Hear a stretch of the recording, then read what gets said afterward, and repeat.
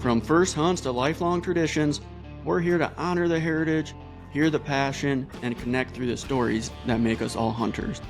Grab your gear, find your stand, and listen in as we share another journey that shapes a hunter's legacy. This episode is brought to you by Logic Hunt, an app designed for the future of hunting, helping you prepare with purpose and pursue with precision. We're here with our first non-hunter, Corey. I wouldn't say non-hunter. I've retired from some aspects of hunting, and I've severely cut back. Yeah, I think I've talked to you about this before. Part of what I want to do with this podcast is real life. You know, not everybody has the same amount of time to hunt anymore. Yeah. And it's not that they're not passionate about it. I think it all comes down to priorities, right? Yeah. Yeah, it absolutely does. Hunting used to be my life. That's what it was. I got bit early on, and no matter what season it was, I was hunting it. And sometimes with no scouting or anything, we just run ourselves ragged, chasing whatever we could, having a blast, but not a sustainable lifestyle in the real world. Well, for some people it is.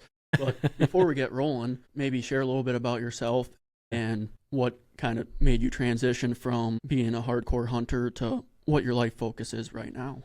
Right. So Corey Hillebo, we're here in my studio in Slater, Iowa, run a podcast called Farm for Profit. I grew up just 9 miles south of here, Polk City, Iowa, farming, playing sports, hunting, just doing all that stuff, FFA. I probably shouldn't say that I was always a big hunter. My dad never really was a big hunter. I was going to ask you about that. Yeah, and we can talk about that later, just kind of layering it in here. Went to Iowa State University, went to North Polk, then went to Iowa State University for ag studies and agronomy, where I met you and our buddy Dustin. I don't know if I met you in college. Yeah, maybe it was right after college. Dustin Tighe went to school at North Polk with me, and then we hung out in college quite a bit, and then more after college. Yeah, I went to work for Pioneer, Corteva, right out of high school, or right out of college. Lived about an hour north of here. Was still hunting like crazy, and I was so passionate about farming.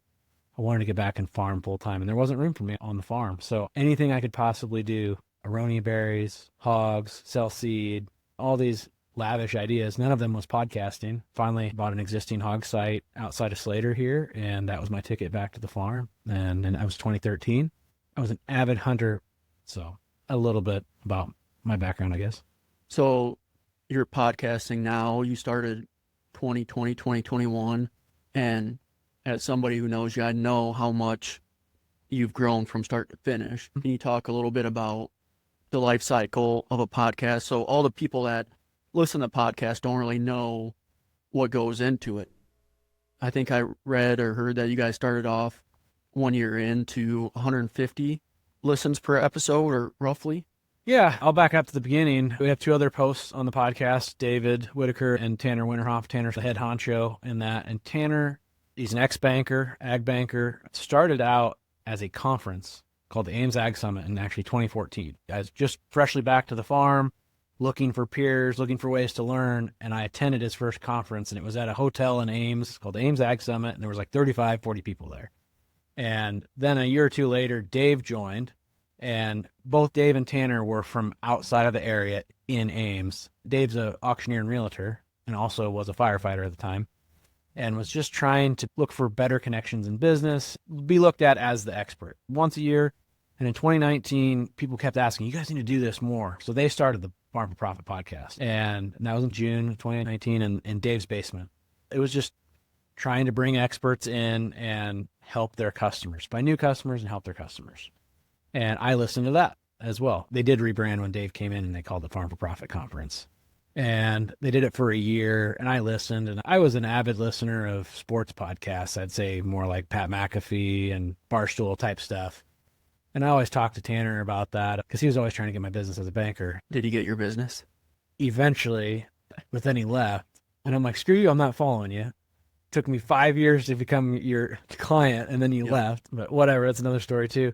I challenged Tanner. I'm like, your information is good. Your experts that you bring on are good, but it's such a boring, like you can just imagine a banker sitting there talking, like very boring, very lecture style. I'm like, that's not what people are. And so they ended up having me on a podcast in 2020, March of 2020. And right before COVID shut down and all that, it was on how do you use social media on your farm, right? Everyone's on social media, but is it a value? Can it be a value? And did that. It was fun. And I said, hey, I got nothing to do next week. They're shutting the whole country down. They're shutting the world down. Why don't I go to the local brewery there in Huxley? We were in Dave's office at the time, Whitaker Marketing Group in Huxley, right on Highway 69. And there's a small local brewery right down the road. So why don't I just get a 6-pack and I'll come back next week and we'll sit down and do this all over again and we won't have an outline in front of us. And there's like, how are we going to do that? What are we going to call that? And I said, we'll call it for fun, farm for fun, because it's not always farming for profit. And so I joined, and I want to say they were around 100, 125 downloads or listens a week. And we did that fun show, and I think it doubled. Really? I think it doubled there, which you go from 125 to 250. It's a jump, but still not a lot. But then all of a sudden it doubled the next week. And so then we kept doing it. And we started alternating farm for profit one week, farm for fun the next week, molding it into what, this is cool. Let's have guests on that people know or maybe not know. Everyone's got a great story to tell, and let's just see where the conversation goes. And normally people are in ag, right? But eventually we were getting invited to go down to distilleries and breweries and stuff to go. We had no downloads at the time, but they thought it was cool. And because we're just reaching out, trying to find a new beer to taste every week. And that led us into some pretty cool areas. You guys had a couple episodes hit 40, right? Hit 40,000. 1,000? Oh, yeah. Yeah. So this was 2020, and probably at a year of doing it every other week, I think we were up to 10,000 downloads After a year? After a year. Because I vividly remember racing to 1,000. That was within a month or two. And then I vividly remember a few months after that hitting 5,000. It was crazy. And then we hit 10,000 probably a year after. And after that, it became a grind. It never was the double anymore. It was 250, 500. Even though 10,000 is way above average, it's just you're always wanting more. Yeah, yeah. And then it's timely topics, controversy, or guests. It's like Tony Reed on TikTok, Growing Corn 2020. We had him on, and yeah, it was a 40,000 episode. People always saw him cussing and stuff on TikTok, but never knew who Tony was. Little did people know, we had to twist his arm to get him to cuss. Tony's a wholesome, awesome dude.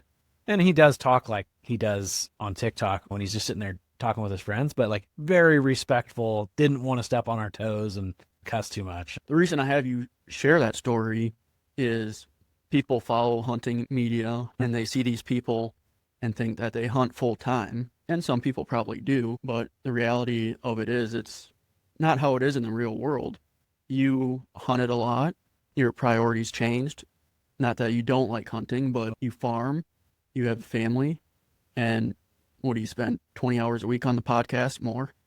I bet I am more, at least mentally, maybe not physically in this building, but man, between emails and calls that I get, random meetings we have, the background of it. Let's see, this is our 6th year doing it. We have over 500 episodes because we did move to 2 times a week in there somewhere. One of those years we decided to throw in video into it, and that's just a whole nother gamut of editing. Mm-hmm. We didn't have programs and AI at the time that like Riverside and things like that. And we still really don't use that to its fullest extent because we got a good team around us. We have 9 or 10 people between, not all full-time, but between the 3 hosts, we have 1 full-timer and then several part-timers and then some contract workers that we work with. What would you say that you have for every 1 minute of episode that you put out? How many minutes do you think you have into it? It's hard to think about minutes, but for every hour episode, I'm spending at least 4 hours editing, making clips, social media. Yeah. And that might be light. 1 to 4. We always said in the beginning 1 to 5. When you really start to hone your craft or you get a good guest that doesn't have a lot of editing, 1 to 3 you can get down to. So that's the progression of it. Tanner did a lot of the audio editing in the beginning. I had snaps of him at 11 o'clock at night in bed editing. Can you imagine his wife? And it took him so much to give up control of that, finally hire someone. Because it was a stress. He liked having control of it, but it was a stress. Get some of his life back. And once we started delegating out and hiring the right people, it was so nice. I would hire somebody in a snap. It'd be hard giving up control, but just the editing, it's damn near 1 to 3. We bootstrapped all of this. This building, this studio, like we started off with crappy microphones. Not crappy microphones. We started off with directional microphones that Dave had because he was an auctioneer. What we had. What do we have? We had some microphones. We all have computers. We used what we had. And then as time went on, we found better mics. We found better stands, better soundboards. Oh, let's get a little tiny crappy DSLR, whatever, point and shoot digital camera and start doing video. And it's just always been a progression. None of us were doing it to make money, ever. It was always just an outlet for Tanner and Dave professionally. And for me, it scratched my creative itch. And all of a sudden, people wanted to be on the podcast and pay us money to say their brand or their name. And that was cool. It was like $100 at first. And we were like, oh, you're going to pay us. And then all of a sudden, you started paying attention to your expenses. Having a podcast is expensive. I do all my editing, and I'm still spending $150 a month. But yeah, I'm sure we're here to talk about hunting, though, right? Not podcasts. So we've got the base laid. I always like to have guests share a little bit about themselves. Yeah. But your dad didn't hunt. How'd you get into hunting? Yeah. I wouldn't say my dad didn't hunt. He was an outdoorsman. He always loved fishing. And that was probably where it started, was on the fishing side. I remember we always took a family trip to Lake Rathbun or somewhere up in Minnesota to go fishing. But when you were a kid, it was like, I will say this to anyone, just take your kids somewhere. It doesn't matter if it's an hour away or whatever. Like, I remember the anticipation of it. Everything about it, like Dad had a pickup and he had a topper, but he'd only put the topper on when it was time to go on vacation and go fishing because we were going to shove everything in the back. And we'd always make a little like cubby for me because we always had the back window to camping or going to a cabin or fishing, whatever. And that is probably where just outdoors bit me hard. That and my mom always took me mushroom hunting. Really? Morel mushroom hunting. She got me into the mushroom hunting. And Dad never liked to do that. And the only reason was because we had one tree that was right down the hill from the farm and we could go out and be in the woods. And I swear, and it's probably just me imagining things, but we found 10, 20 pounds of mushrooms every time we went there. Where's this tree at again? It was an old dead tree, and I'm talking you could flip up old bark and find mushrooms underneath of it and all that. They're not there anymore. A lot of my spots have died out. Dang it. So Dad, probably fishing. I also remember, where were we going? I can't remember the lake we were going, but the banjo minnow came out. Have you ever heard of that? Never heard of it. The banjo minnow. Look up on YouTube. It was this infomercial that came on late at night, and it was this rubber bait, and the way that you rigged the hook and weight and all that, it just looked like it was a real fish. Dad bought this whole set. He bought the infomercial off QVC, and we're sitting there rigging up poles and all that and getting ready to go. I remember the anticipation and the process of it more than actually going and fishing. So it was kind of like when a dog gets excited, they see you load the kennel up in the truck, and it's time to go hunting. Or he's sitting the topper on the truck. And I was ready to go. And I remember we didn't have cell phones back then, so we had business radios that we'd have in all the pickups and trucks on the farm. We had one in the kitchen at the old farmhouse. Going on there when I got home from school or whatever every day and like seeing if Dad was in range and can we go fishing? I always wanted to go take me fishing. We had an old crappy John boat too, and so we'd go out to Big Creek and he'd take me fishing. I don't ever remember catching that many fish or whatever, but it was just about the experience and being there and all that. And then we'd go to farm ponds and things. The farm pond is probably where I really learned how to catch fish. So all kids love fishing. Yeah. But then the hunting side, it was like late 90s, early 2000s. Before that, where I learned to shoot was had my grandpa's old single shot 410, and Dad would take that, and that's what I learned to shoot off of. Yeah, obviously I had a little pump BB gun and go try to shoot birds. I remember one time I pumped that thing like 10 times, and there was no way I was going to hit this bird. And I was a long ways away, and I dropped it. And I'm like, oh, really? I don't think that's a bird I was supposed to shoot. It was a colorful bird or whatever. It wasn't an eagle or nothing. We won't tell anybody. Yeah. But I had that 410, and my mom and Dad once in a while would just take me out, and I had a single sling clay pigeon thrower, and that's where I learned to shoot. And then after that, my uncle, my mom's brother, would come out and go pheasant hunting on our farm. And I would always get to walk with my BB gun with them. Never the 410. Was there a lot of birds back then? There was, but like we went and we didn't have dogs or nothing. So it was always like fair weather hunting. Birds were running on you and all that. I was reading the statistics. So I pheasant hunt now, and I think there's a lot of birds. And I think right now 250,000 birds get shot in Iowa. Yeah. I think the mid-90s is 1 million. I remember seeing a lot of birds when I was younger, and then I remember it got really sparse there because obviously we harvest, right? So you always see at the end of the field how many pheasants fly. There was a time About 10 years ago. there wasn't very many. We had some harsh winters, had some pretty bad floods and moisture in the spring, and it was tough on them. But I will say they are coming back and coming back pretty good. We actually have a couple covey of quail Really? around the farm and even some partridge, which I'd never even knew was around. And pheasants, man, I could take you out to a couple roads right around some CRP fields that, like, man, you got to slow down because the babies are running everywhere. You know, And so it's pretty cool. and it correlates with the amount of CRP that got put in 7 or 8 years ago. Yeah. My actual first experience hunting something, like I'm going out to hunt, also an anticipation thing. I remember it very vividly. eBay had just became a big thing. I was bugging my dad. I want to go deer hunting. I want to go deer hunting. My dad never deer hunted. So I'll give it to him. He probably asked around. He didn't have YouTube or anything like that at the time. And I remember the North American hunting books and all that. I had all those.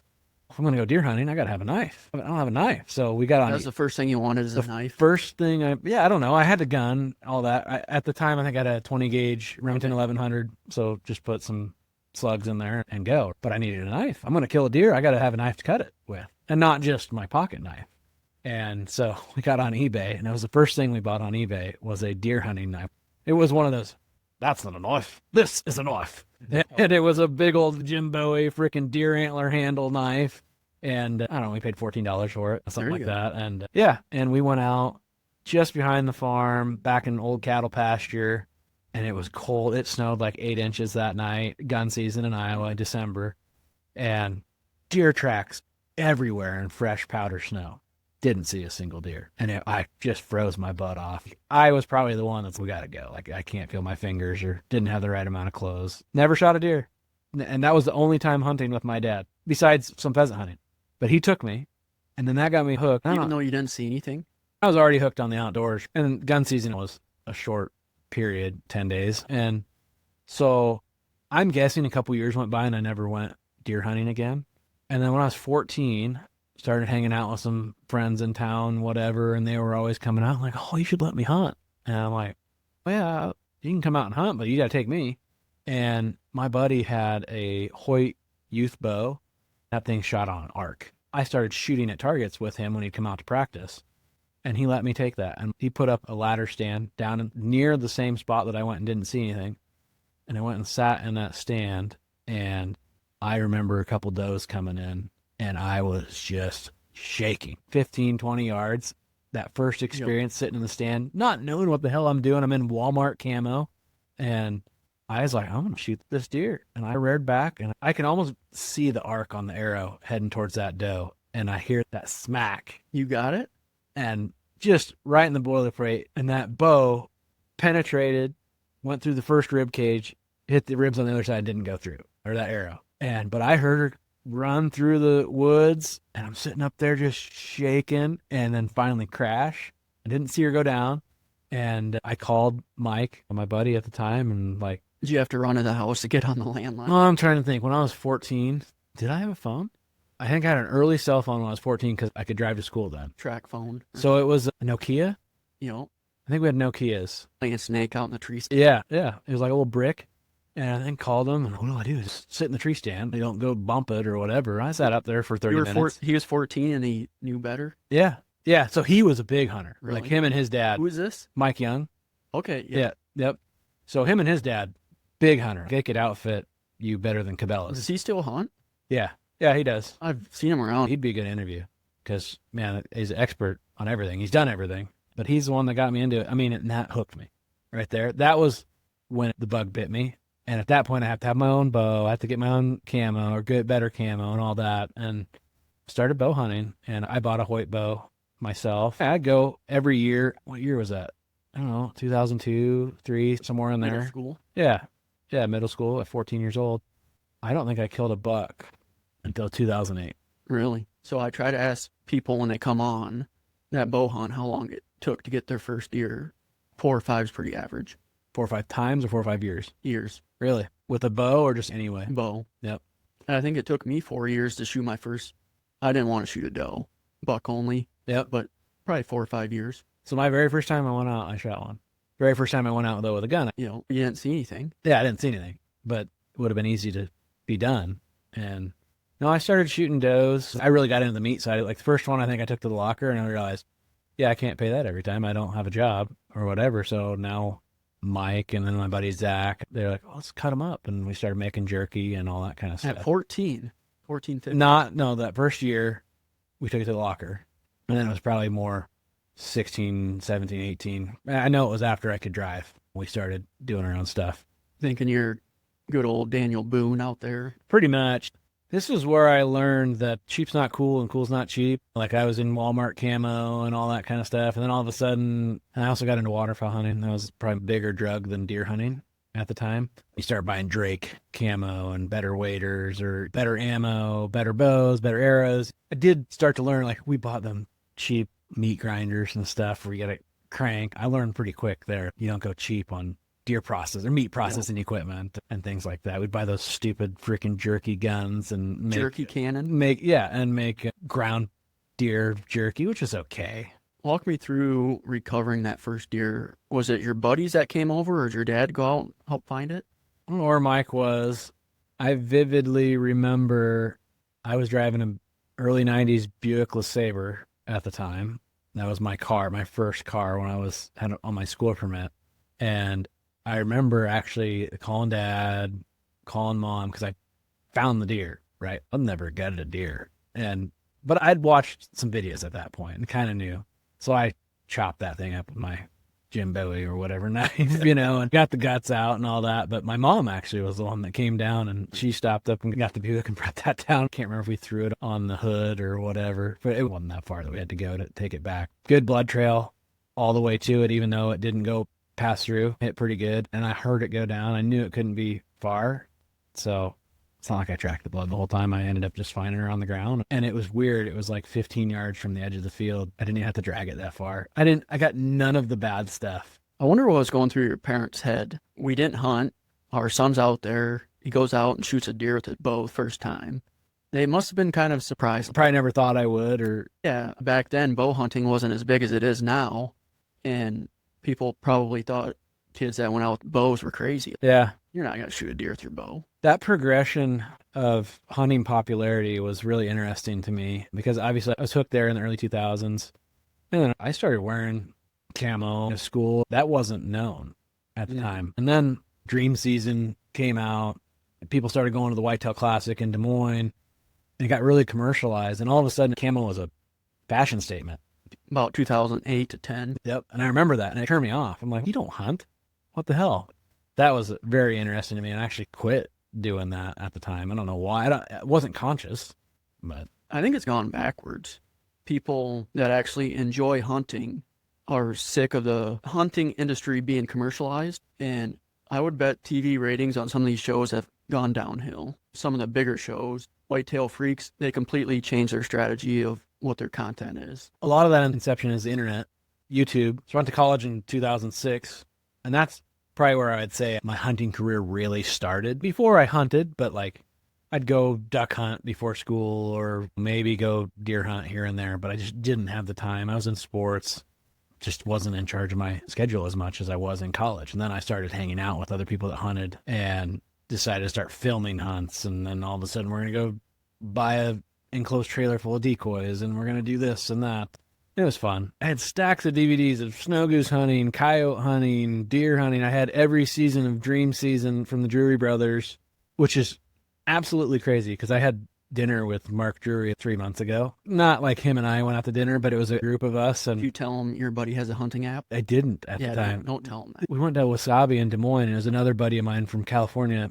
He brought a bunch of ducks back and had the chef at Wasabi. He's friends with Mark. And Mark was there, and I shook his hand. I'm like, Mark, I was one of your biggest fans. I actually still have 2008 Dream Season scent blocker freaking outfit. And I said, if this was like 15 years ago, I would have been just shaking. But I'm so glad to meet you now and meet you in this setting because I respect them. That's pretty cool.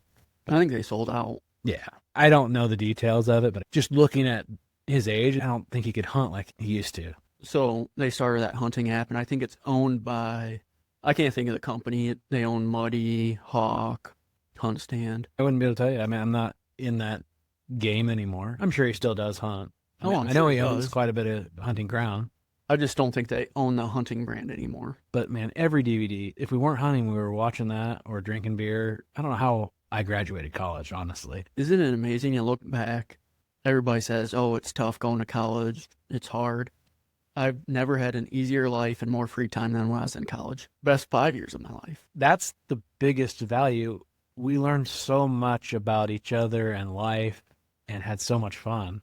The book work is just something you have to get done. And it was awesome. I remember, God, we'd go out, hit the bars, go to Outlaws, end of night at Outlaws. It'd be 2 a.m. And then we'd go to sleep for an hour or two, and we'd get up and we'd be going and frickin' freezing our ass off in a duck blind on some lake. Had to retire from that. Yeah. Before we get on to that, but yeah, college, you could literally take a nap whenever you want. You had nobody looking over you. But I actually interviewed a guy Monday from Missouri, not much of a deer hunter, obsessed with the waterfowl. Yeah. And we were just talking. I almost refuse to go waterfowl hunting because I know what it takes in terms of assets Yeah. and cost. I can barely afford to bow hunt. And these people got trailers full of $100 decoys and Yep. boats. Waterfowl is a disease. All of hunting is a disease, but It is. waterfowl is, there's so many moving parts. And do you want to go hunt in the field, or do you want to hunt in the water? Do you want to hunt in the river? All this flooded timber. There's so many different aspects of it. And then you really got to scout. We weren't scouting at all in college. We were just going like to one of our cornfields or something. We really probably started hunting geese more than anything because we had a lot of fields that they'd come land in, and they never go north anymore. They always just hang around. And you had to have a lot of buddies and a lot of money and a lot of time.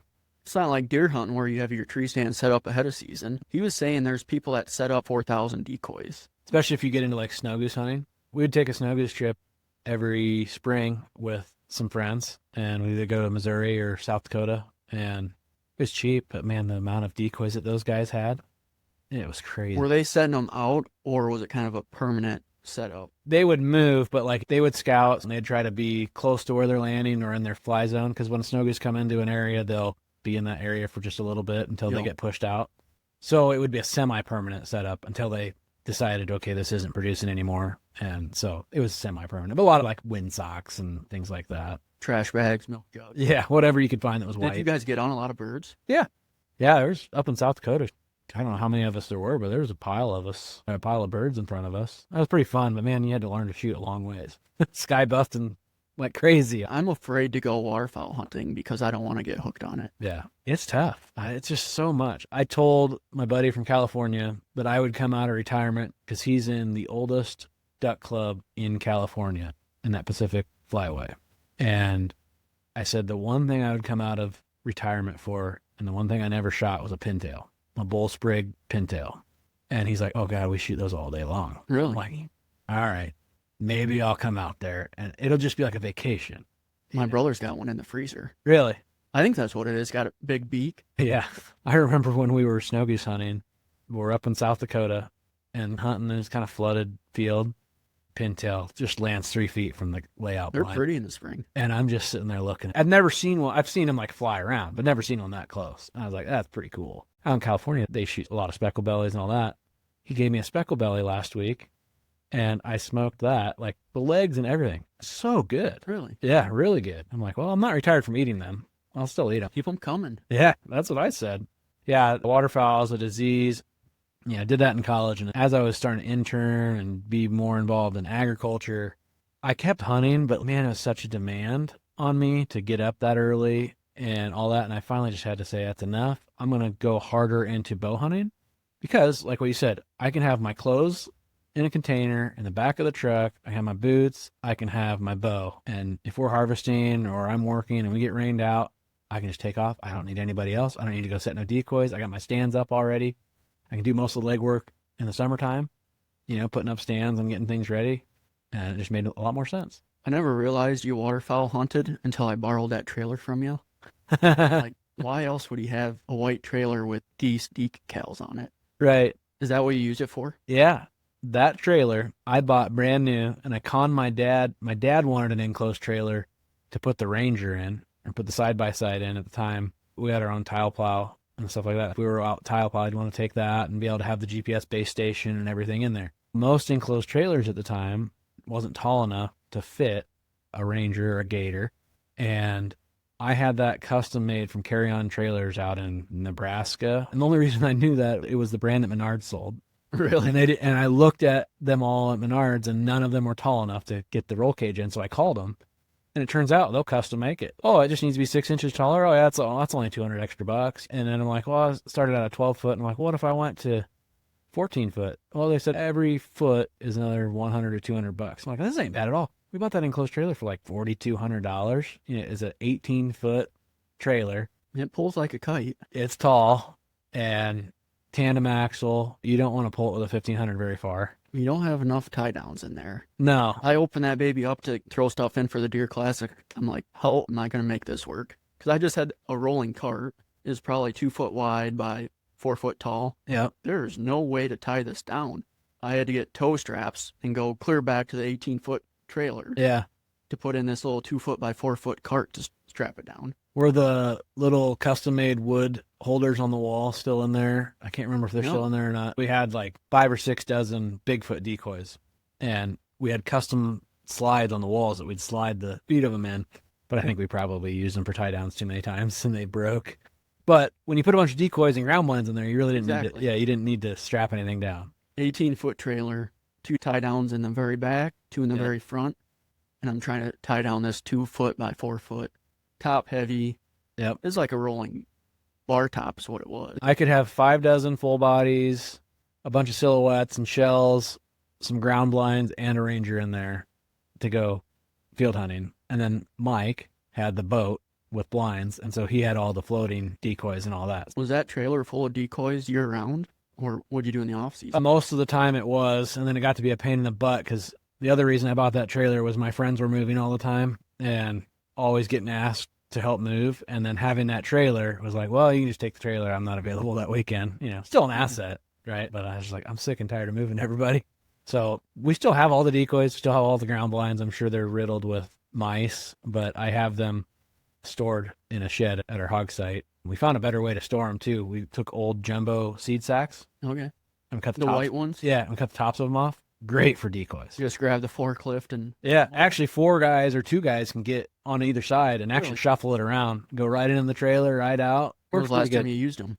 I think Mike used them a couple years ago. He still hunts, but I probably haven't waterfowl hunted since 2015 or 16, I would say. I continued mostly focusing on bow hunting, but I would go a few times.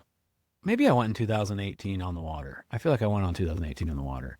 Maybe that was the time I said, you know what? You could tell me I'm going to go shoot a limit, a pintail. I don't want to get up at 2 in the morning and go do it. Also came back to the farm, got married in 2013. You've been married that long? Huh? Yeah. Started choring pigs, right? So I did not want to get up at 2 in the morning, go hunt, come back at 11, then have to go tired as hell, go through the pigs, and then go work at the farm. I got tired of it. And then in 2016, we had our first kid. And then that's a whole nother gamut. So then you're up feeding the kid once or twice a night or whatever. Like all this stuff started compounding. And I'm like, I like sleep a lot more than I do, chasing ducks. And so that's why I'm like, I like deer hunting. I like bow hunting. I would go in the mornings, but I'm an afternoon hunter. I'm a rut hunter. Like all of my spots are travel locations or doe spots. Like I just don't hold big bucks. We just don't have big timber around here or much timber at all, really. You've shot some nice ones. Yeah, I've got 5 or 6 on the wall. I'm stuck between 145 and 165. I know there's bigger ones around. Yeah, just based off where you're at, there's got to be. Oh, yeah. There were some huge ones. So I hunt a lot around Big Creek. So we have Big Creek State Park, unmanaged, huge population of deer. So a lot of our hunting is ground blinds out in fields outside of the park, right outside of the park. But trying to get a mature deer to walk near a ground blind is extremely hard. Had a couple tree stands.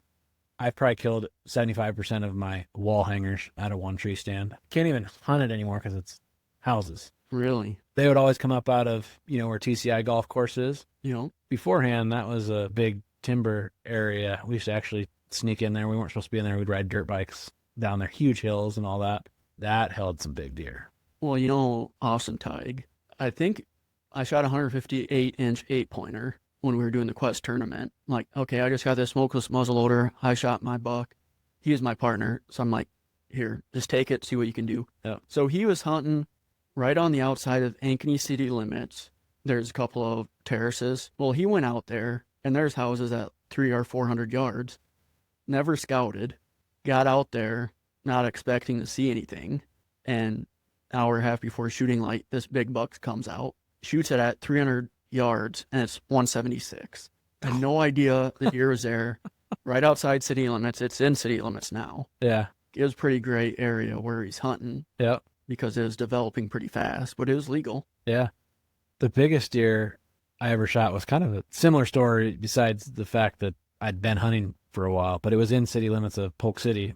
And it was when you could, well, I think you still can hunt within city limits with a bow, but you had to qualify, like shoot so many arrows in a pie plate at so many yards, whatever. And I was farming a piece of ground that's houses down there now, but I'd saw some big deer down there. I had I messed up my wrist flipping seed pro boxes, because I also sell seed. I messed up my wrist that summer flipping pro boxes. Like I over-rotated it, and I had to have a freaking brace on all summer. And it took several years to really get over it. I always had a catch in it. So I actually had a crossbow at the time. I had my doctor write me a note and all that, because I couldn't physically pull it back, and it was just very unsteady. And I shot like a 164 or something down there with my crossbow. Yeah. First time I'd ever went out in a ground blind down there, How far? God, it was 30 yards. It wasn't very far. I shot it back, though, because I couldn't get it to stop.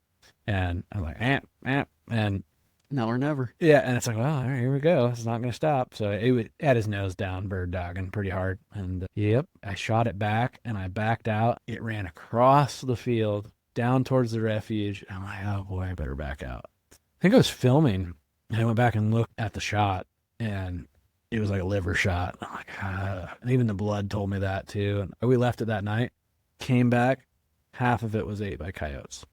At least you found them. Yeah. I should have just walked and looked over. Like, I didn't want to spook it, because I've done that before. I should have looked over the ridge, because it was just 10 feet into the woods. But he might have been laying there for 6 hours. Could have been. Absolutely. So, yeah, that was a similar story there. Sometimes you just got to be lucky. Have you ever ran trail cameras? Yeah, actually, right after I shot that doe, we started running, what are those 6-volt battery cameras? It wouldn't even last a week. They're about this big. Oh, like a Moultrie from Walmart, and you had those big block batteries with the springs on it. You had to clip the power to it. You'd get a nice buck on there once in a while. See, I didn't get into trail cameras till we're about the same age, 2010, maybe 2009. But I didn't realize that before that, earliest trail cameras, you literally had to take them into Walgreens. Oh, yeah. And get the film processed. Wait, no, we had SD cards, or maybe you had to download it off of them. It was digital. I wouldn't have had them if it wasn't for Mike, though. Like I said, he could outfit you. And he was like, here, take this, try this out. And I got so tired of changing trail camera batteries. It wasn't worth it to me. But as the technology got better, we used quite a bit of them. Ever get into the cell cameras? Yeah. I never did, because it was always too expensive for me. And when I was hunting quite a bit, I didn't have a lot of extra funds to just go spend $400 on a cell camera. But now we've had some sites where we just have bin sites and store some tractors and stuff get broken into, and no power or nothing there. And Which ones do you run? Oh gosh, what the heck is it? My app.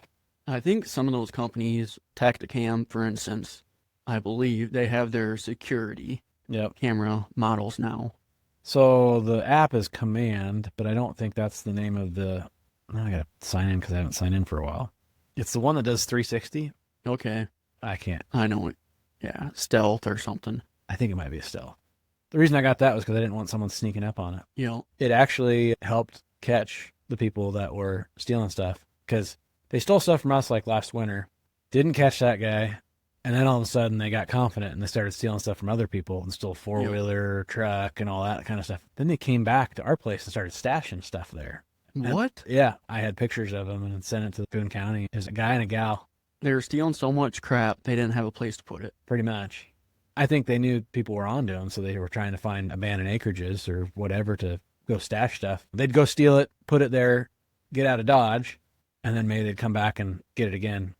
Yeah, plan A, probably come get it again. Plan B, they find the stuff and blame it on you. So little do they know, they had reports of stealing stuff there beforehand. And so it's funny. On the trail camera, I saw the cops pull in, and I saw a wrecker pull in, and then I saw a truck pull out of there on the wrecker. I'm like, I never had pictures of that truck pulling in. So I don't know how they got it in there. They would have had to drove through the field. Really? Yeah, to get it there. But it was before crops were really up too much. You wouldn't have seen it. But people are idiots, man. It's kind of scary because this area has been known for, you can have your doors unlocked and no problems. As I was growing up, that's the way I felt it was. And now that I have young kids, 2 girls, 9 and 5, I start paying attention to that stuff more. Like that night that people stole stuff, I was like locked and loaded, lights on outside. Come and get it. Yeah. Do you lock your vehicle when you park? I do now, because I usually do have a side piece in there, and my fear there would be someone stealing that more than anything. Back home, my brother gives me crap all the time for habit of locking my vehicle, but haven't really ever got anything stolen. The one thing I got stolen is I ordered a pair of Under Armour camouflage bibs, ironically. Yeah. And before I had Ring camera, they got stole off my front porch. That pissed me off enough to, nobody's ever going to steal anything from me again. And it doesn't matter what it costs to stop. I know, it's the privacy. Yeah. It takes away your innocence. I keep it locked up pretty tight. So did you ever talk to the cops about that stuff getting stolen? Yeah. Yeah. I had to call in for a police report. And what they took was, this is how dumb criminals are. Sure, they're messed out looking for their next high, whatever. And we had a old tractor up there on a grain vac, and we were vacuuming soybeans out of the grain bin because no power. And we just hadn't been there. I think we got our contract filled, so we just left the tractor sit there because we were going to haul the next week.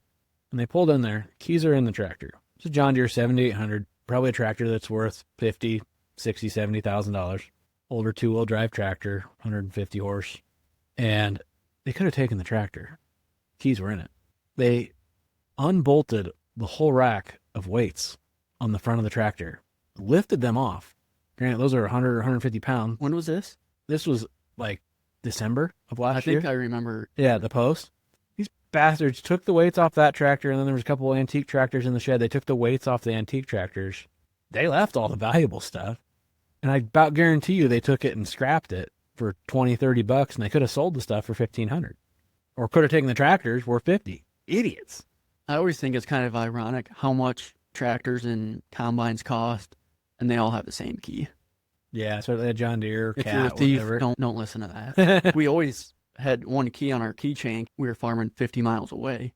The same key for all of them. Yeah. It makes sense, but it doesn't make sense when I can have one key to my $4,000 Equinox. Yeah.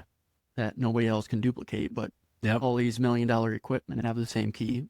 Yeah. The thief don't listen. Think about that in the construction industry. Those guys know that. The big thing now for stealing is GPS systems off of tractors and stuff. Those can be expensive. You leave them parked in the field overnight. Because don't you think like John Deere or Case would be able, it's a GPS global positioning. Exactly. Like, shouldn't you be able to go, oh, there it is. Exactly. But it's got to be connected back to power. Even the trail cameras are starting to have GPS built into them, where if somebody takes it off site, you'll get alerted, hey, this trail camera moved 5 miles. Yeah, it's crazy. Thieves are dumb. Karma will get them if the cops don't. Yeah, I'm sure a farm would be so much tougher because you have so much stuff. I've thought about getting these Apple AirTags and putting them on stuff. Yeah. I don't know the fine details of the AirTags. Don't those have to like ping off of other devices or something? As long as somebody has an iPhone. But if someone takes it and goes off to the boonies where there's no phones, like it's not going to work all that much. Correct, but how many people don't have phones anymore? That's true. It's true. Even if they're driving down the road and they don't have a phone, it'll ping all the, which is scary on itself, how easy it is for these sickos to, oh, this girl broke up with me, let me go throw an AirTag on her car. It's messed up. I have AirTags like in, I think, my computer bag. I have one in my daughter's school bag, just kind of stuff like that. You got one in your wallet? It's linked to Find My iPhone. Huh. What kind of wallet is that? You mentioned Drury's. I think his boy is part owner. What is it called? Groove Life. Is that this belt? Is that what this is? Same company. I don't carry cash anymore. God, it's Get heavy. it, Find My iPhone. Ping it. That'll start beeping. No free ads, but you guys should be sponsoring this podcast, right? It's. I had a Ridge wallet. I don't know. I didn't like it. So I got this. Loved it. As soon as they came out with the Find My Apple one, Yep. like, need to get it. It's nice. I've lost a little weight. I know it doesn't look, I think I put a little bit back on, but I was like, I need a new belt because I got through all the holes in my belt and was starting to make them. And then all of a sudden I had all this hanging out, and I went down to Shields and found this one. It's got a little stretch to it. Pull it off. Groove Light. It's awesome. And it's one size fits all. It comes really long and you cut it down to the size, and it's awesome. So that's how I came up about Groove Life. Well, ever since I started the company, I've lost like 20 pounds. Yeah. Stress, man. Yeah, I like it. I like that it has a little bit of flex to it for working and all that, and you can loosen it up or tighten it up. Go out to Golden Corral. And it looks good, and you can wash it. I like it, but maybe it doesn't fit everyone. Better work, though, because it was like $65. I was like, that's the most expensive belt I've ever bought. All it takes is one time getting something stolen or losing your wallet to piss you off enough. So is that, what is it, RFID blocking? Yeah. I don't know. I've heard some things, people in airports or, when you're traveling or whatever, it don't take much to scan something. I mean, I've got business cards that literally hold close to the phone and it pops up. I think I could tap your phone in my contact. Yeah. Yeah. I want to see if this works. See if mine's on. I don't know if mine's on to read or not. It is a stealth cam is my camera. So there's my wallet. Oh. And I'm real bad about putting stuff away when I get home. I'm better now. But I'd be running late, like, where the hell is my wallet? And I just get so pissed off, and then I just started pinging it, like, oh, there it is. Do you carry it in your front pocket? I used to always have the back pocket one. And now that I work from home, I'll carry it out to my vehicle in my front pocket, but it's always out. When I was working for Pioneer, I had the back pocket. So bad for you. And I always heard that, and I was young, like, you never felt that stuff. But, like, after miles and days on the road, like, all of a sudden my back's just a little tweaked. And I'm like, I wonder. I took that out, and it was fine. You ever watch Seinfeld? I did back in the day. The more room you have for stuff, anything, more counter space. Yeah, you're going to fill it. Yeah. Yeah, look at this table. Exactly. We got crap everywhere. It looks cool. Yeah. You need, like, a credit card or two, and maybe a little cash, and your ID, and that's really about it. Anyways. Yeah. So when was the last time you actually went hunting? I muzzleload hunted one day, and I bought the tags and all that. Did not bow hunt. I muzzleload hunted one day. Didn't shoot anything. So you still make it out once in a while. Yeah. My goal, and this last year I have no excuse, because harvest was a breeze, and normally that's my biggest challenge to get out is harvest. We were done before rut, and rut is my time, right? That's what I hunt. Like, I would actually burn myself out when I was hunting quite a bit because I went too many times early with no results, not seeing what I wanted to see, that I didn't want to go during the rut as much. So then I always got smart and like, no, I'm just going during the rut unless I wanted to fill the freezer. But I would say it was probably 23 was the last time I hunted the rut. Okay. For some reason, I was thinking a little bit longer. And when I say 23, I was severely reduced, right? If I go hunt the rut, like I'm hunting 3 or 4 or 5 days, maybe I go hunt muzzleloader. 23, I went down to Fairfield. Got a group of guys I used to gun hunt with, and I went down there and I couldn't have cared less if I was carrying a gun. I went down for the nostalgia, the camaraderie, the beers in the shop, the playing cards, like that, to me, the social part of the hunting. Because like I could care less about party hunting and all that. It's just the people and those memories. I wouldn't say I was retired, but I felt like I came out of retirement for that because I hadn't party gun hunting for a long time. And it was fun. When you were party hunting, college, high school, was it a lot more wild than what it is now? We used to push sections and we'd have people on the road, and if the deer were heading towards the road, you just hear gravel flying and they're like trying to cut this deer off. It's harder to get away with that stuff. I actually never was invited to party hunt shotgun with them. I was invited to party hunt. Remember we used to have the rifle season? For doe on the other side of the year. My party hunting was actually in northeast Iowa, up in your neck of the woods, more further east, but like Decorah, Waterville, Walk-On area, and that Sucked. was wild. I'm telling you what, like when you hear about people going, I'm working out because I'm going to go on a sheep hunt or whatever, that's what I felt like, because I was always the young college kid. You're going to go push. You would come up to a bluff or a cliff, and they'd show it to you on the map. You're like, all right, this is the section we're pushing. You're like, oh, that's not going to take very long. No, it's going to take 6 hours because you come up to this cliff and it's going to take you 2 hours to go around it. And when you shoot a deer up there, they jump off the cliff and just roll down. Yeah. I went up there 2015. I talked about it in one of my episodes. I remember same situation. We had to walk. I was younger, and one of the bluffs or hills, you literally had to grab these little shrub trees to pull yourself uphill. Yeah. Because it was so steep. They called it the sun bitch. There's no way somebody 50-year old could get up there. Yeah. No way. That was rough country. And same thing there. Camaraderie. God, we There's drink. big deer. We were huge deer, and we would drink after we got done and cut a bunch up. And there was no cell service up there. That was probably the best part of it. No connection to the girlfriend or wife or whatever at home. You literally had to drive to the top of the hill if you wanted to connect with your family. I was so passionate about that trip, and this is how passionate I was about hunting. When I graduated college, I graduated a half year early, which is dumb. Don't do that. Go the full 4. I went 5. I wish I would have gone a little bit longer. I graduated winter of 2009 from Iowa State, and my parents, not my dad, my mom was pretty upset because I didn't want to go walk on the stage.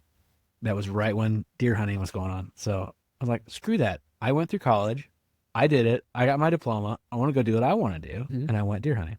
That's how big I was into it at the time. Who were you going with? Brad Mathis lives in Allman now, but from the walk-on area, and had the hunt group up there that we would go with. And it's pretty funny how like territorial groups would get, some groups would get to hunt these person's farm, and some groups get to hunt these person's farms. And this guy let everyone hunt. Whoever gets there whoever first. gets there first. But that was the first time I ever ate deer heart, was up there. Still haven't tried it. It's good. Pickled deer heart. That's good. I'm a pretty picky eater. When we were in high school, there'd be 3 or 4 parties. You'd drive 10 minutes and see 3 or 4 different parties. Now you could drive around and it might take you half a day to find another. That has gotten sparse. And what's your theory on that? Just less hunters or more people bow hunting? What? So I think it's less hunters, specifically shotgun, but I think it all goes back to access. Especially you go southern Iowa, more people are coming in and buying bigger chunks. So they might have 5,000 acres that they bought off of 10 different guys over time. Well, that just took away 10 different properties, and all those people lost permission. And instead of hunting public, maybe they just kind of gave up on hunting. I mean, I feel like part of it too is like life has just gotten busier just in general for everybody. Everyone's so much more connected now. Like that used to be the pastime that everyone looked for, and now they're all swiping on their phones and listening to this podcast. So I got into agriculture. If I could just farm, I would just farm. That's what I love. But so many people have side hustles now. Almost have to. Podcasts, seed, trucking, whatever in ag, like to make ends meet because it's so tight margin-wise. And probably this podcast is one of the reasons why I don't hunt as much. No, that was just to save time and my sanity and to spend more time with my family and farming. But the podcast is probably why I didn't hunt last year when I had no reason to not be hunting during the rut. No harvest excuse. Maybe I was trying to put anhydrous on or something like that, but nothing pressing. Would you say you have time to hunt? You just have other priorities that you... Yeah, I'd say my priorities have shifted. I am really passionate about what I do here. Like I said earlier, my main passion has always been farming, but if I'm being completely honest, maybe I wasn't being challenged enough. My parents wanted me to go to college and really didn't want me to come back to the farm because they saw so much more potential in me. I was pretty good in school, pretty good. Whatever you say. I had good grades when I applied myself. I was always personable and could find the good out of situations. Always kind of an entrepreneur. Salesman. Yeah. So they thought, well, you should go to college, and if farming doesn't work out, you'll have something to fall back on. And so I really loved creative things. And I think that's why I liked hunting. It got me out. You got to think about where the deer is going to come, where the ducks are going to come from, what decoys do I need, all that, like strategy. And after a few years of farming, there is things that you can draw out that challenge you. Farming got a little monotonous, so I was always just looking for side gig or whatever. And when I got on this, COVID changed everything for everyone. I was one of those guys that had 100 best friends, and I tried to keep up with all of them. And I remember it stressing me out. Like, it was fun, but man, it took a lot of my time, mental space, physical time, and all that. And I remember, like, my wife, like, I got young kids and all that, and she's like, you can come home and spend some time with us. And then COVID came and you're stuck in your house. And I started doing this. And when I started doing this is pretty interesting phenomenon. Like you said before we got on, like, I didn't know what the heck you were doing. Why the heck you were podcasting? Like, you just want to be famous or, whatever. Like, and like people started talking, what's he trying to do that for or whatever. These are some of my good friends that I considered my best friends. As that started going, I was like, and that's just humans, right? I don't blame them for that. It's just people talking. Hell, Like, I admitted it to you. Anyways, we'll try wrapping this up. Yeah, you grew the podcast. Sorry, listeners, all 15 of them. I didn't bring enough memory space, but you're doing really well with the podcast, and you kind of build a community. it's so cool that we have listeners that have been with us all 6 years. And then there's people that are picking us up last week, and we keep up with all of them. And it's this fine balance of the reason I love this so much and why I was passionate about it was because I realized that ag media was so stuffy. Like, you turn into WHO, and I used to love listening to Mark Pearson and Bob Quinn and those guys. I was like, they say the same thing every day. It's like, oh, weather and markets, and they're all chipper and talking about the same things. And then there's just, I don't know, stigmatism. They're like, we're farmers. We go to church every Sunday. We don't mow our yard on Sunday. We don't drink. We don't cuss. And I'm like, a lot of us are that way. But there's most of us that we're just regular dudes and gals out here that are sinners and cuss and drink and, and do that kind of type of stuff. And it's like, we grow crops or livestock. We're no different than anybody else. We just do this weird thing. Farming is a weird in that aspect, the lifestyle, but yet you have to make money at it or you're not going to be doing it very long. Hunting is kind of the same way. I don't think the average people, average hunters, get recognized enough. Everybody sees these famous hunters and they think you're not a hunter unless you're so-and-so. Yeah. And I'm not as entertaining as you, but that's what I'm trying to be. I thought I wanted to be that hunter for a while. And that's probably where my media desire got, was during those dream seasons. Like, I was inspired by them during college. Use the resources around you. You could go check out of the media library at Iowa State a $5,000 camera. It used to take the mini DV tapes, but it's the same thing that they were using in the dream season and all that. And my buddy Dave Burmeister and I would check those out and go hunt. Really? On his farm. We'd set double tree stands, a filmer and the hunter, and we would go every weekend from starting like mid-October to end of November, whenever, right before gun season, and we'd go out to his farm in western Iowa or go down south by Indianola somewhere that he knew someone, or go out on mine. I think we killed a couple on film, but never big. I was the same, but it's gone backwards. I'm to the point where I don't care if people know I go hunt. I don't take pictures. Well, I did ever since starting the company, but peace and serenity, man. Just getting away from everything. Yeah. It's different how priorities Mm-hmm. change. And if I did get back into hunting a lot more, I don't think I would take a camera with me unless I was taking like my kids or something. But that's one thing I haven't got. My 9-year-old's asked a few times because I got the deer on the wall in my garage. I've got them into fishing, but I haven't got them into hunting Someday. yet. Yeah. I don't know that they could kill an animal yet. So they kill bugs. They do that. They're good at that. One thing before we get on to the finale, we were talking about how shotgun party hunting has gone away. Just in my example, the piece I lease now used to be one of those properties that just about anybody could hunt. And a piece my dad bought probably 8 years ago was another one of those properties. So just our family, there's probably 3 properties that multiple parties used to be able to hunt now that nobody else can hunt. All the smaller farms are congregating and getting bought up. Yeah. And same thing. That's probably forcing some of these hunters out. I know there was that big thing on selling public land and all that. Have you guys talked about that on the podcast? Was that part of that big, beautiful bill? Did I hear they got it taken out? I think so. I'm sure there's going to be some back pocket stuff. What I have learned in my role at Farm for Profit and talking politics and all that is, like, no matter what side it is, people just get so up in arms about everything. And it's just, they all talk in absolutes. Like, they're going to sell all the public hunting ground. We can't have that. I have no idea what the ground is out in the Bureau of Land Management, BLM ground. Could the government sell some land off and make some money back to, put towards the dead? Do I want to see it go away for people that hunt? No, absolutely not. I underappreciated public hunting till starting this podcast. I think I've interviewed 12, 14 people. 2/3 of them rely solely on public hunting. Yeah. It's not like that in Iowa. It's annoying at the farm out there. Everyone sees the state park across the way where you cannot hunt. Right across the road from the farm is the state park. Can't hunt. but they associate that with good deer hunting. I bet once a day in the fall, we get someone pull in there and ask if they can hunt, or if we had any private ground that they could hunt. You know, you can't blame them, but I can see how it's annoying. But half mile up the road, on the same side of the road as the state park, it does turn into public hunting, and it wraps around the lake. On the other side of the lake is a lot of public hunting, and there's big deer that get shot in there every year.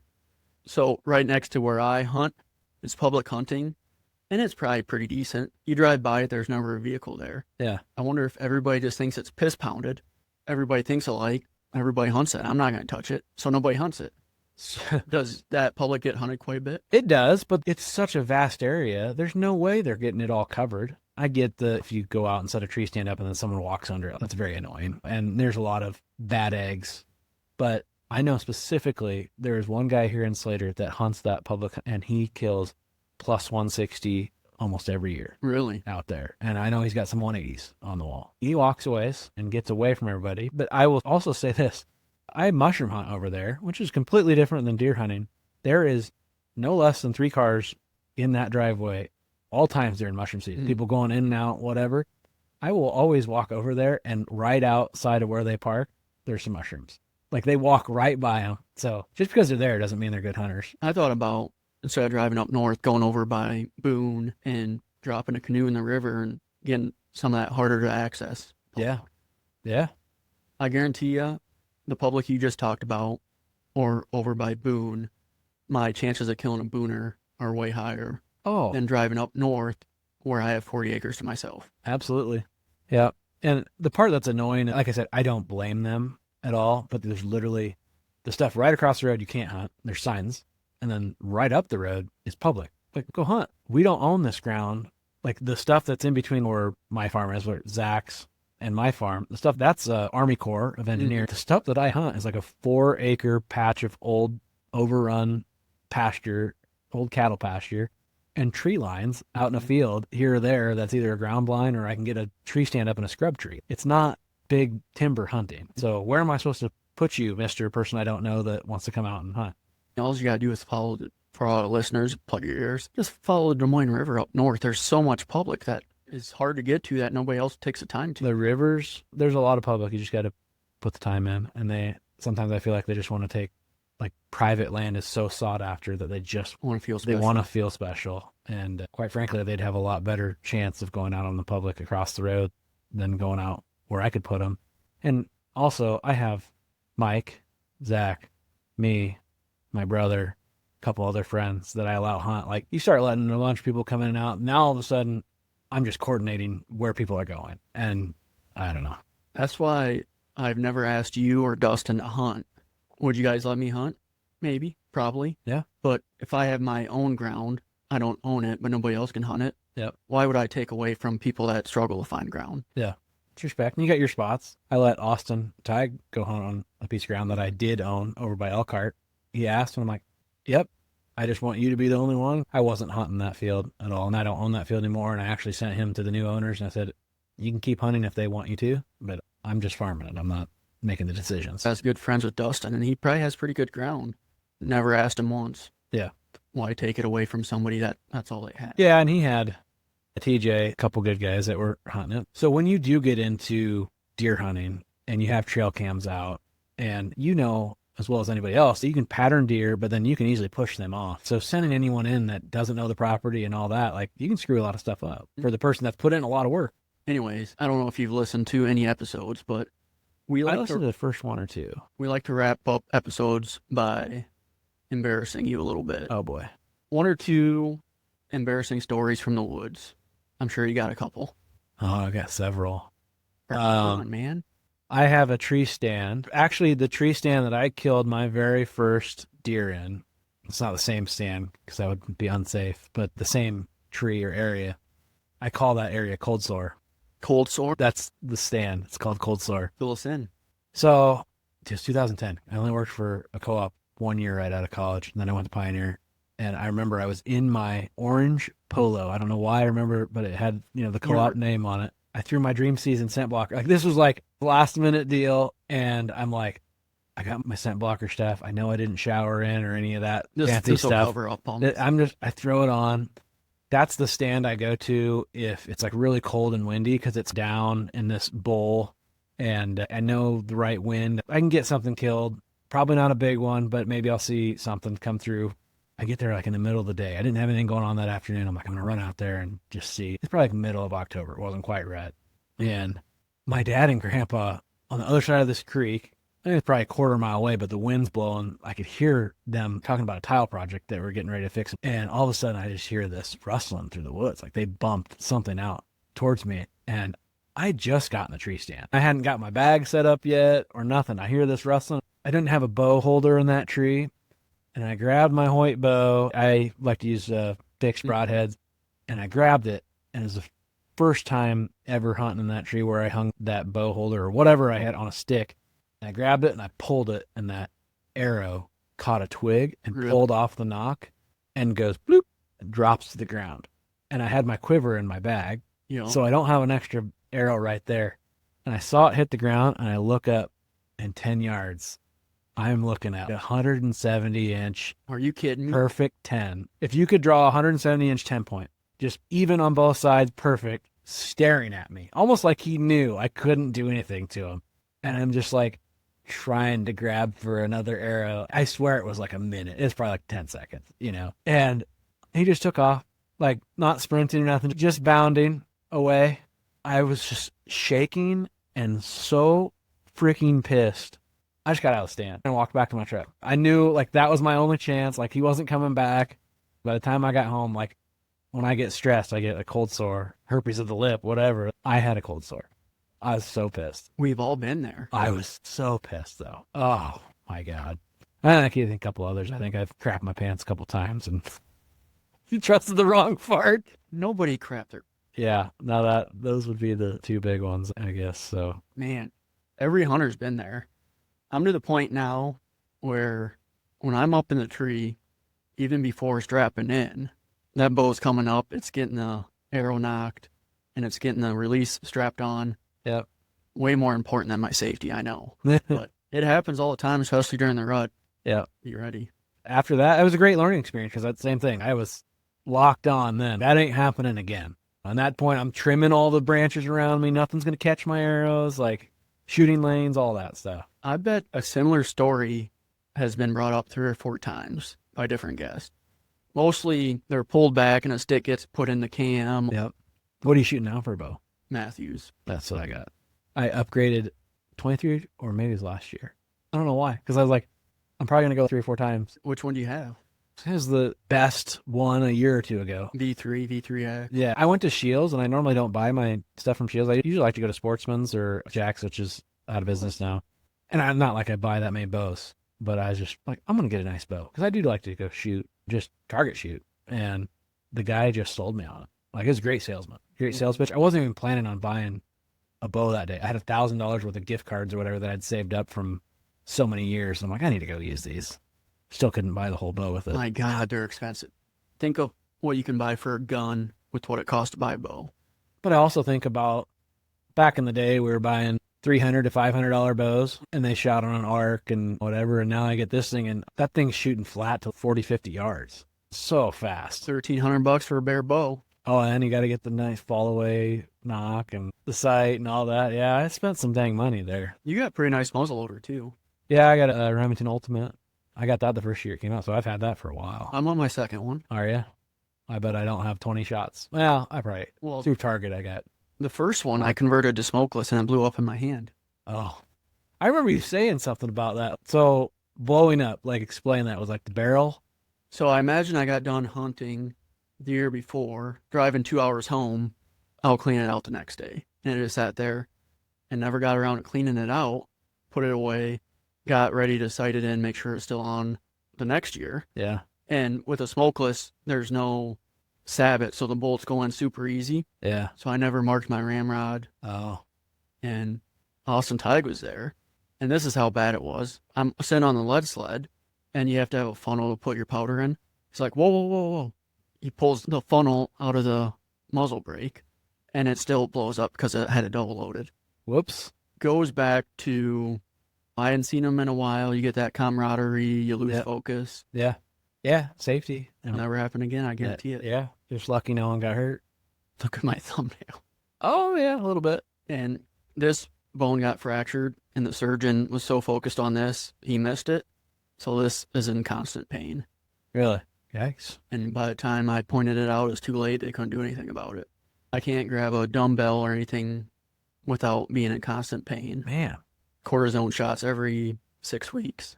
This one is just fine. Wow. That sucks. But anyways. I had a gun blow up too, but it wasn't me that shot it. Trey was going out hunting, wanted me to go. I think I had a test that day in college. They were going out to Sailorville to go duck hunting. And my gun was already in the boat or truck, whatever he was taking, because he was using some of our stuff. And he's like, hey, could I just use your gun? I'm like, yeah, it's fine, whatever. I hate borrowing things, and I hate letting people take things. They could be the most safe person or whatever, but something always goes bad. And whatever ammo he was using, he shot, and it didn't go boom. It went pfft. Like the primer basically shot, ignited a partial ignition of the powder enough to shoot the wad, but it gets stuck down the barrel. And then probably racked it or did something and shot again and just completely disintegrated the barrel. No one got hurt. It's on the wall in Zach's garage. The worst part was that it was my favorite shotgun as a Franchi, however you say it, 912 Variomax, shot 3.5 inch. This recent? No, this was back in college age, 2007, 8, somewhere in there. The worst part was they didn't make that barrel anymore, so he had to get me a short, it was a 26, 28 inch barrel. He had to buy me a 22 inch barrel that wasn't camo. So then I had to have the whole gun dipped and all that. He paid for it all, but I still got the gun. I love that gun, but it never was the same. I got lucky because smokeless muzzleloader, they had this big tungsten breech plug, just 2 inches of solid steel, so it blew out sideways. Yeah. Instead of back. If it was ultimate muzzle, those things are a big chunk of metal. Oh, this was converted to smokeless, so it was shooting about 40% more velocity than what they come stock. It was shooting a 300 grain bullet, 3,000 feet per second, which with the setup you buy from the factory is about 2,200 feet per second. Yeah. That's the reason I bought it. I was like, 200-yard gun, pretty easy. 300-yard gun, should be. But, yeah. All right, man. Yeah. I didn't realize you had so many hunting stories. I don't know if we've ever really talked about it too much. Yeah. You started off saying I didn't hunt, and I do. I just severely cut back. You always talk like you're fully retired. I'm fully retired of waterfowl, and I will caveat that with once the kids are up, old, grown, and I'm on easy street, I think I'll come out of retirement and do the old man hunting game. The guy I interviewed on Monday, he said down in Mississippi they had these permanent blinds. They had the decoys out there full time. Basically just drive the four-wheeler out to the blind. Yeah. That's my hunting from now on. I've done enough of the grunt hunting. The two things I would come out for right now is to go out to that oldest hunt club in California. Yep. And that would be permanent blinds, 1,000 decoys at that blind all time, hunting rice fields or flooded timber. And that down in Arkansas. Yeah, Arkansas, something like that. I think I could get into both of those things. As long as somebody's setting everything up, I'd be up for it. Right. At that time you're paying for it or whatever. At the time, when I was hunting, I had no money. So you had to do everything yourself. You had to get a group of guys to go in on these expensive decoys. You scraped everything up to get a gun and the truck and all that. Now, I'm going to pay someone else to help me out. You've earned it. A little bit. Earned it. So, well, man, it's been a lot of fun, and I appreciate it hopping on. Yeah, I'm looking forward to seeing. I've enjoyed your journey. I think we've talked or consulted on your other podcast you did and this, and so it's been fun. Thanks again for joining us on another episode of A Hunter's Legacy. Remember, hunting isn't just about the harvest. It's about the journey and the legacy we all leave behind. Be sure to subscribe, leave a review, and share this podcast with all the other hunters in your life. And if you have a story to tell, we'd love to hear it, because every hunter has a legacy worth sharing.